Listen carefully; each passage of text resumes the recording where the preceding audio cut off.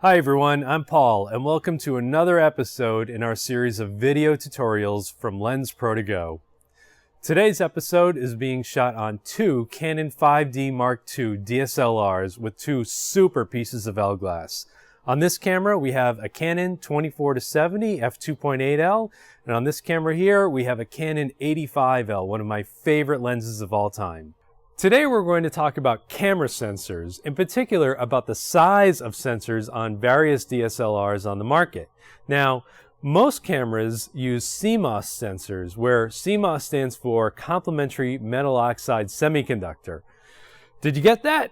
I didn't think so. I didn't get it either. So let's talk about something that we can understand, and that's about how different size sensors in various cameras affect our images. There are three different size sensors for Canon and two for Nikon. So let's start with full frame, which is approximately the size of a 35mm film frame. Now on the Canon side, there's the 1DS Mark III, the original 5D, and the 5D Mark II. And on the Nikon side, there's the D3X, the D3S, the D3, as well as the D700. These are all full frame cameras. Next size down from full frame is Canon's APS-H size sensor, which is unique to Canon in the 1D series bodies like the 1D Mark III and the 1D Mark IV.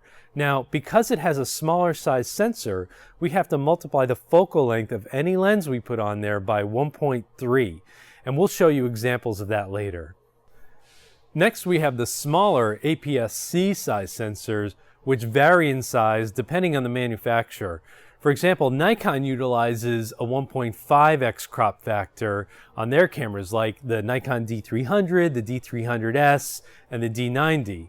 On the Canon side, they utilize a little bit smaller 1.6x crop factor on their cameras like the 7D, the 50D, and the Digital Rebel series of cameras. Now, it's not important to know the exact size of your sensor in your camera, but it is important to remember the crop factor, and here's why. Let's start by drawing a camera here and assume that we have a 100mm lens attached to this full frame camera. Now let's say we're photographing this young lady here and this is our frame. Since we have a full frame sensor, this is the picture our sensor would see through a 100mm lens. Everything is fine and we have exactly what we're looking for.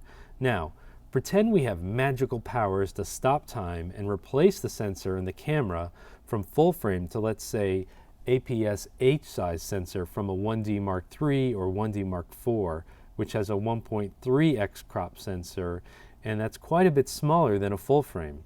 Well, having a smaller sensor in the camera will only allow us to capture this much of the original scene. Remember, we only changed the sensor, but everything else remained the same, including the same 100mm lens. As you can see by the result, our image looks like we've changed the focal length from 100mm to 130mm. Now, let's switch our sensor again to a 1.5x crop sensor from a Nikon D300. Our scene just got cropped again, thus showing us much less of the scene. Canon's 7D and 50D and Digital Rebel series of cameras sport yet a smaller sensor, which has a 1.6x crop factor, which, as you can see, crops our scene even more. And here's the entire image with the sensor overlays just for reference. Now there's another thing that is greatly affected by the size of the sensor, and that's depth of field.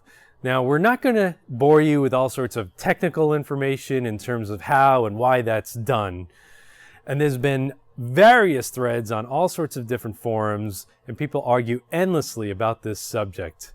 So instead of talking about it, we thought it would be best just to show you. We had Tony set up a quick shot of the same scene with two different cameras. And to exaggerate the results, we're using a Canon 5D Mark II full frame camera and a Canon 50D, which has a 1.6x crop factor. We've mounted a Canon 100mm macro lens on the 50D and Canon 70-200 2.8 IS on the 5D. We've taken a series of shots from the same position of the same scene with two cameras. This first image is taken with the 50D at a 100mm focal length. The next shot is from the 5D, also at 100mm. As you can see, we've covered a wider view of the scene using the full frame camera as we've discussed previously. Now, let's take that same shot and crop in to create the same exact frame as we have from the 50D. As you can see from this view, there is almost no difference in the depth of field. There is some difference, but it is so minute that it's almost unnoticeable. Now, let's think about our setup for a moment. We have our 50D with 100mm lens attached to it. Knowing that our 50D has a 1.6x crop factor, our 100mm lens becomes a 160mm lens, since 100 times 1.6 equals 160. So, to get the same field of view from the two different cameras, we use a much longer focal length when using a full frame camera. So we're going to zoom to 160mm on our 70-200 on the 5D. And since longer focal lengths produce a more shallow depth of field, that's one of the reasons that many portrait and wedding photographers prefer to use full frame cameras. The same lens will produce not the same but similar depth of field results, but it's those longer focal lengths, all other things such as aperture being equal, will always produce more shallow depth of field. There are a couple more factors you might want to consider when trying to decide which camera and which sensor is right for you. Cameras with full frame sensors are generally better at handling low light situations, but there's also a price factor because full frame cameras are also generally more expensive than crop sensor cameras. However, if you're a sports or wildlife photographer, you may actually benefit by having a camera with a smaller sensor because those longer focal lengths that you need to shoot sports and wildlife become even longer when you're using a smaller sensor in your camera. So it really depends on the kind of photography that you're doing and your budget as well when trying to decide which camera is right for you.